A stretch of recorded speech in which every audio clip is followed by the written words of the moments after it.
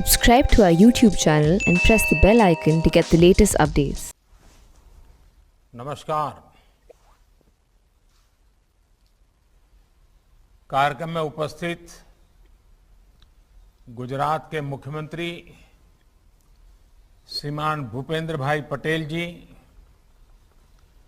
केंद्र सरकार में मेरे सहयोगी श्री मनसुख भाई मांडविया, श्री पुरुषोत्तम भाई रूपाला, दर्शनाबेन, लोकसभा के मेरे सांसद के साथी और गुजरात भारतीय जनता पार्टी के अध्यक्ष श्रीमान CR पाटिल जी, सौराष्ट्र पटेल सेवा समाज के अध्यक्ष श्री कांजी भाई, सेवा समाज के सभी सम्मानित सदस्यगण और विशाल संख्या में उपस्थित मेरे प्यारे भाइयों और बहनों,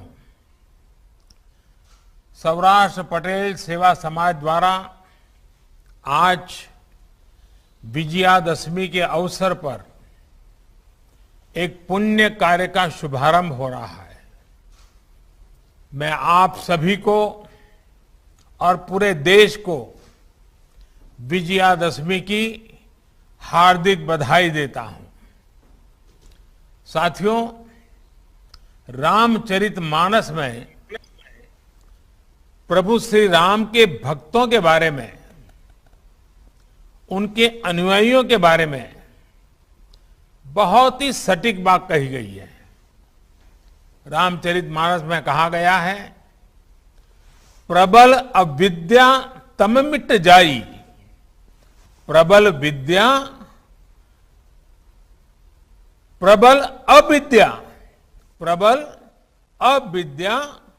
तम मिट जाई, हार ही सकल सलभ समुदायी। अर्थात भगवान राम के आशीर्वाद से, उनके अनुसरण से अविद्या, अज्ञान और अंधकार मिट जाते हैं। जो भी नकारात्मक शक्तियां हैं वो हार जाती हैं। और भगवान राम के अनुसरण का अर्थ है मानवता का अनुसरण, ज्ञान का अनुसरण। इसलिए गुजरात की धरती से बापू ने राम राज्य के आदर्शों पर चलने वाले समाज की कल्पना की थी। मुझे खुशी है कि गुजरात के लोग उन मूल्यों को मजबूती से आगे बढ़ा रहे हैं, उन्हें मजबूत कर रहे हैं।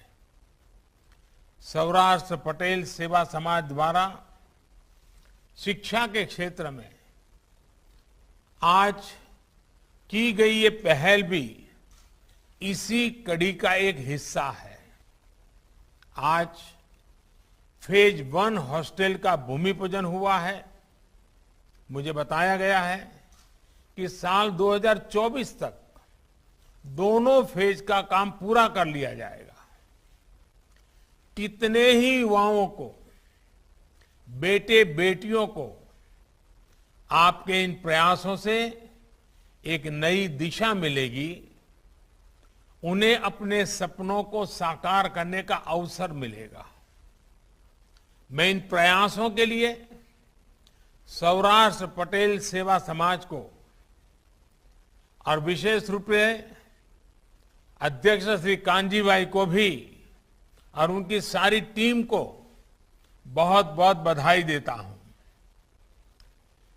मुझे इस बात से भी बहुत संतोष है कि सेवा के इन कार्यों में समाज के हर वर्ग को साथ लेकर चलने की चेष्टा है, प्रयास है। साथियों, जब मैं अलग अलग क्षेत्रों में सेवा के ऐसे कार्यों को देखता हूं तो मुझे गर्व होता है कि गुजरात किस तरह सरदार पटेल की विरासत को आगे बढ़ा रहा है। सरदार साहब ने कहा था और सरदार साहब के वाक्य हमने अपने जीवन में बांध के रखना है। सरदार साहब ने कहा था, जाति और पंथ को हमें रुकावट नहीं बनने देना है। हम सभी भारत के बेटे और बेटियां हैं। हम सभी को अपने देश से प्रेम करना चाहिए। परस्पर स्नेह और सहयोग से अपना भाग्य बनाना चाहिए। हम खुद इसके साक्षी हैं कि सरदार साहब की इन भावनाओं को गुजरात ने किस तरह हमेशा मजबूती दी है। राष्ट्र प्रथम ये सरदार साहब की संतानों का जीवन मंत्र है। आप देश दुनिया में कहीं भी चले जाइए, गुजरात के लोगों में ये जीवन मंत्र आपको हर जगह दिखेगा। भाइयों और बहनों, भारत इस समय अपनी आजादी के 75वें वर्ष में है। ये अमृतकाल हमें नए संकल्पों के साथ ही उन व्यक्तियों को याद करने की भी प्रेरणा देता है जिन्होंने जनचेतना जागृत करने में बड़ी भूमिका निभाई। आज की पीढ़ी को उनके बारे में जानना बहुत ही आवश्यक है। आज गुजरात जिस ऊंचाई पर पहुंचा है, उसके पीछे ऐसे अनेकों लोगों का तप, त्याग और तपस्या रही है। विशेषकर शिक्षा क्षेत्र में ऐसे ऐसे व्यक्तित्व हुए जिन्होंने गुजरात की शिक्षा व्यवस्था को मजबूत करने में बड़ी भूमिका निभाई। हम सब शायद जानते होंगे, उत्तर गुजरात में जिनका जन्म हुआ और आज गुजरात के हर कोने में उनको याद किया जाता है, ऐसे ही एक महापुरुष थे श्री छगन भा। उनका दृढ़ विश्वास था कि शिक्षा ही समाज के सशक्तिकरण का सबसे बड़ा माध्यम है। आप कल्पना कर सकते हैं, आज से 102 साल पहले 1919 में उन्होंने कड़ी में सर्व विद्यालय केळवणी मंडल की स्थापना की थी। ये छगन भा का ये दूरदृष्टि काम था, ये उनकी दृष्टि थी, उनका विजन था, उनका जीवन मंत्र था, कर भला होगा भला। और इसी प्रेरणा से वो आने वाली पीढ़ियों के भविष्य को संवारते रहे। जब 1929 में गांधी जी छगनभाजी के मंडल में आए थे तो उन्होंने कहा था कि छगन भा बहुत बड़ा सेवा कार्य कर रहे हैं। उन्होंने लोगों से ज्यादा संख्या में अपने बच्चे छगन भा के ट्रस्ट में पढ़ने के लिए भेजने को कहा था। साथियों, देश की आने वाली पीढ़ियों के भविष्य के लिए अपना वर्तमान खपा देने वाले ऐसे ही एक और व्यक्ति का जिक्र मैं जरूर करना चाहूंगा। वो थे भाई काका। भाई काका ने आणंद और खेड़ा के आसपास के इलाके में शिक्षा व्यवस्था को मजबूत करने के लिए बहुत काम किया था। भाई काका स्वयं तो इंजीनियर थे, करियर अच्छा चल रहा था, लेकिन सरदार साहब के एक बार कहने पर उन्होंने नौकरी छोड़ दी और अहमदाबाद म्युनिसिपैलिटी में काम करने आ गए थे। कुछ समय बाद वो चरोतर चले गए थे, जहां उन्होंने आणंद में चरोतर एजुकेशन सोसाइटी का काम संभाला। बाद में वो चरोतर विद्या मंडल से भी जुड़ गए थे। भाई काका ने उस दौर में एक रूरल यूनिवर्सिटी का सपना भी देखा था। एक ऐसी यूनिवर्सिटी जो गांव में हो और जिसके केंद्र में ग्रामीण व्यवस्था के विषय हो।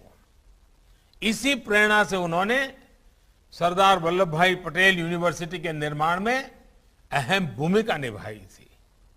ऐसे ही भिखाभाई पटेल भी थे, जिन्होंने भाई काका और सरदार पटेल के साथ काम किया था। साथियों, जो लोग गुजरात के बारे में कम जानते हैं, उन्हें मैं आज वल्लभ विद्यानगर के बारे में भी बताना चाहता हूं। आप में से काफी लोगों को पता होगा, ये स्थान करमसद, बाकरोल और आणंद के बीच में पड़ता है। इस स्थान को इसलिए विकसित किया गया था ताकि शिक्षा का प्रसार किया जा सके, गांव के विकास से जुड़े कामों में तेजी लाई जा सके। वल्लभ विद्यानगर के साथ सिविल सेवा के दिग्गज अधिकारी एच.एम. पटेल जी भी जुड़े थे।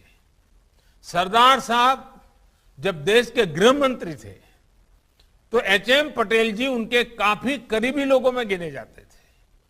बाद में वो जनता पार्टी की सरकार में वित्त मंत्री भी बने। साथियों, ऐसे कितने ही नाम हैं जो आज मुझे याद रह रहे हैं।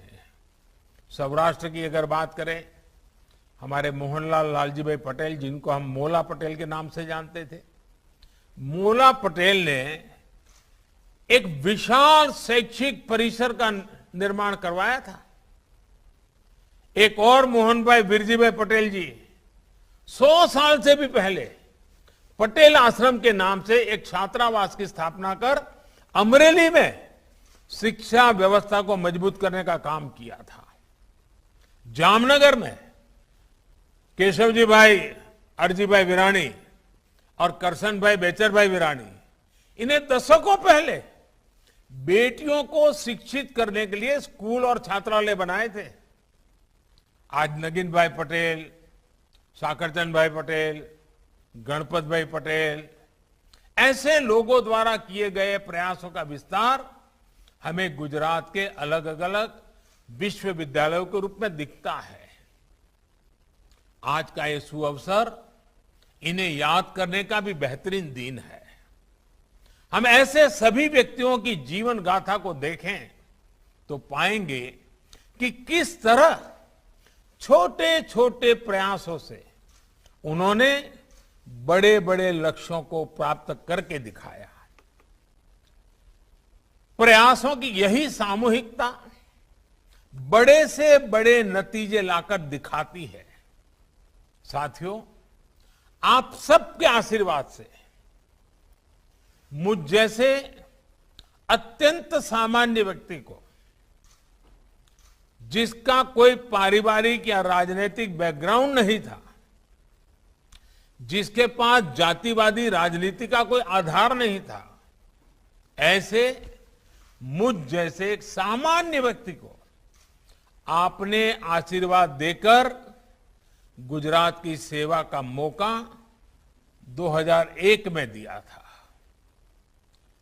आपके आशीर्वाद की ताकत इतनी बड़ी है कि आज 20 साल से अधिक समय हो गया, फिर भी अखंड रूप से पहले गुजरात की और आज पूरे देश की सेवा करने का सौभाग्य मिला है।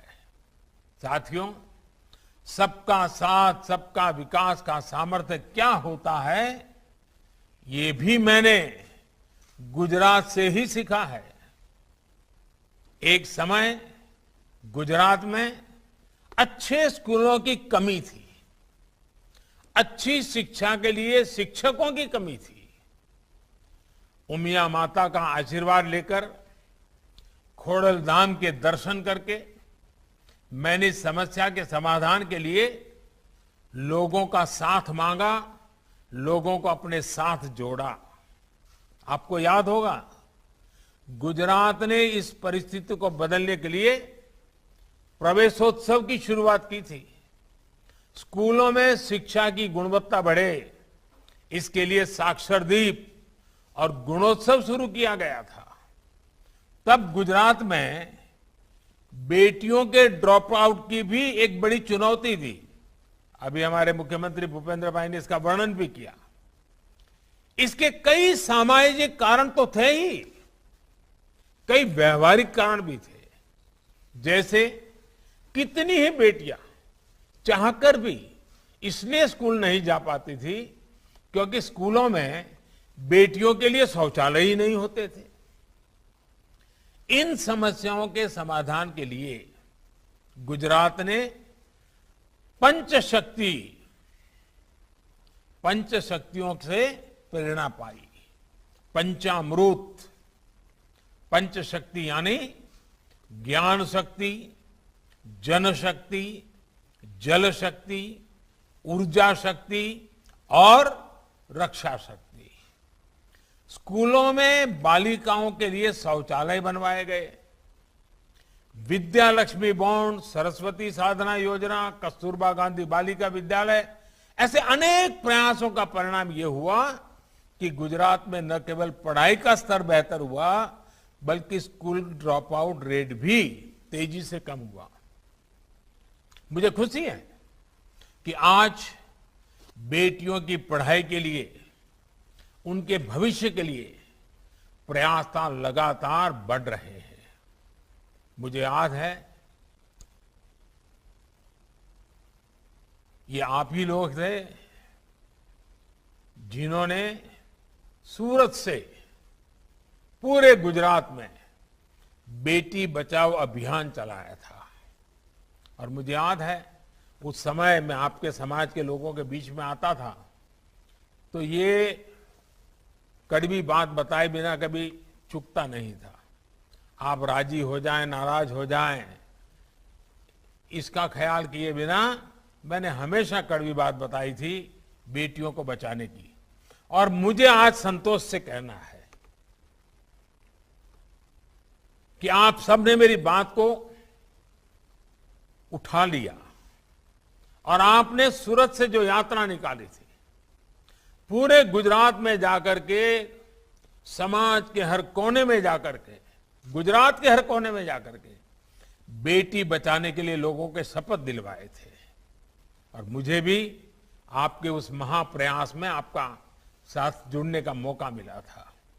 बहुत बड़ा प्रयास किया था आप लोगों ने। गुजरात ने रक्षा शक्ति यूनिवर्सिटी, अभी हमारे भूपेंद्र भाई बड़ा विस्तार से यूनिवर्सिटी का वर्णन करते थे, लेकिन मैं भी इसको दोहराना चाहता हूं ताकि जब आज देश के लोग इस कार्यक्रम को देख रहे हैं तो उनको भी पता चले।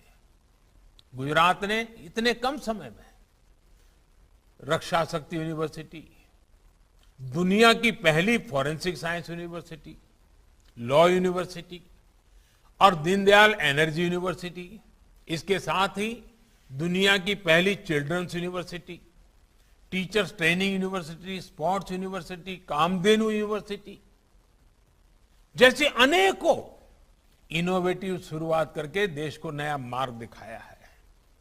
आज इन सारे प्रयासों का लाभ गुजरात की युवा पीढ़ी को मिल रहा है। मैं जानता हूं आप में से अधिकतर को इनके बारे में पता है और अभी भूपेंद्र भाई ने बताया भी है, लेकिन आज मैं ये बातें आपके सामने इसलिए दोहरा रहा हूं क्योंकि जिन प्रयासों में आपने मेरा साथ दिया, आप मेरे साथ कंधे से कंधा मिलाकर के चले, आपने कभी पीछे मुड़कर के देखा नहीं, उससे मिले अनुभव आज देश में बड़े बदलाव ला रहे हैं। साथियों, आज नई राष्ट्रीय शिक्षा नीति के जरिए देश की शिक्षा व्यवस्था को भी आधुनिक बनाया जा रहा है। नई राष्ट्रीय शिक्षा नीति में प्रोफेशनल कोर्सेज की पढ़ाई स्थानीय भाषा में, मातृभाषा में कराए जाने का विकल्प भी दिया गया है। बहुत कम लोगों को समझ आ रहा है कि इसका कितना बड़ा प्रभाव पैदा होने वाला है। गांव का गरीब का बच्चा भी अब अपने सपने साकार कर सकता है। भाषा के कारण उसकी जिंदगी में अब रुकावट नहीं आने वाली है। अब पढ़ाई का मतलब डिग्री तक ही सीमित नहीं है, बल्कि पढ़ाई को स्किल के साथ जोड़ा जा रहा है। देश अपनी पारंपरिक स्किल को भी अब आधुनिक संभावनाओं से जोड़ रहा है। साथियों, स्किल का क्या महत्व होता है, इसे आपसे ज्यादा और कौन समझ सकता है। एक समय आप में से अधिकांश लोग सौराष्ट्र में अपना घर छोड़कर, खेत खलिहान छोड़कर, अपने दोस्त रिश्तेदार छोड़कर हीरा घिसने, हीरा घसू के रूप में सूरत आए थे।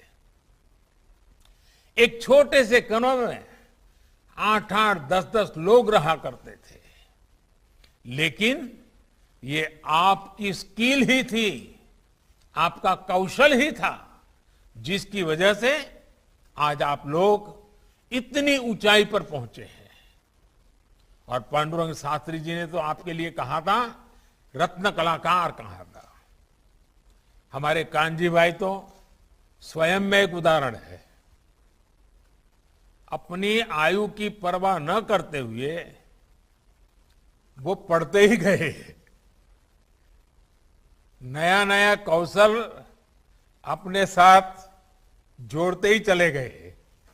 और शायद आज भी पूछोगे कि कांजी भाई कोई पढ़ाई वढ़ाई चल रही है क्या, तो हो सकता है कुछ तो पढ़ते ही होगी। ये बहुत बड़ी बात है जी। साथियों, स्किल और इकोसिस्टम से मिलकर आज नए भारत की नींव रख रहे हैं। स्टार्टअप इंडिया की सफलता हमारे सामने है। आज भारत के स्टार्टअप्स पूरी दुनिया में पहचान बना रहे हैं। हमारे यूनिकॉर्न्स की संख्या अब रिकॉर्ड बना रही है। कोरोना के कठिन समय के बाद हमारी अर्थव्यवस्था ने जितनी तेजी से वापसी की है, उससे पूरा विश्व भारत को लेकर आशा से भरा हुआ है। अभी हाल में एक विश्व संस्था ने भी कहा है कि भारत फिर दुनिया की सबसे तेजी से आगे बढ़ने वाली अर्थव्यवस्था बनने जा रहा है। मुझे विश्वास है, गुजरात राष्ट्र निर्माण के अपने प्रयासों में हमेशा की तरह सर्वश्रेष्ठ रहेगा, सर्वश्रेष्ठ करेगा। अब तो भूपेंद्र भाई पटेल जी और उनकी पूरी टीम एक नई ऊर्जा के साथ गुजरात की प्रगति के इस मिशन में जुट गए हैं। साथियों, वैसे भूपेंद्र भाई के नेतृत्व में नई सरकार बनने के बाद आज पहली बार मुझे इतने विस्तार से गुजरात के लोगों को संबोधित करने का अवसर मिला है। एक साथी कार्यकर्ता के रूप में भूपेंद्र भाई से मेरा परिचय 25 वर्ष से भी ज्यादा का है। ये हम सभी के लिए बहुत गौरव की बात है कि भूपेंद्र भाई एक ऐसे मुख्यमंत्री है जो टेक्नोलॉजी के भी जानकार है और जमीन से भी उतना ही जुड़े हुए हैं। अलग अलग स्तर पर काम करने का उनका अनुभव गुजरात के विकास में बहुत काम आने वाला है। कभी एक छोटी सी म्युनिसिपैलिटी नगर पालिका के सदस्य, फिर नगर पालिका के अध्यक्ष, फिर अहमदाबाद महानगर के कॉरपोरेटर, फिर अहमदाबाद महानगर पालिका की स्टैंडिंग कमेटी के चेयरमैन, फिर औड़ा जैसी प्रतिष्ठित संस्थान के चेयरमैन, करीब करीब 25 वर्षों तक अखंड रूप से उन्होंने ग्रास रूट शासन प्रशासन को देखा है, परखा है, उसका नेतृत्व किया है। मुझे खुशी है कि आज ऐसे अनुभवी व्यक्ति गुजरात की विकास यात्रा को तेज गति से आगे बढ़ाने के लिए गुजरात का नेतृत्व कर रहे हैं। साथियों, आज हर गुजराती को इस बात का भी गर्व होता है कि इतने लंबे समय तक सार्वजनिक जीवन में रहने के बावजूद, इतने बड़े पदों पर रहने के बाद भी, 25 साल तक कार्य करने के बाद भी भूपेंद्र भाई के खाते में कोई विवाद नहीं है।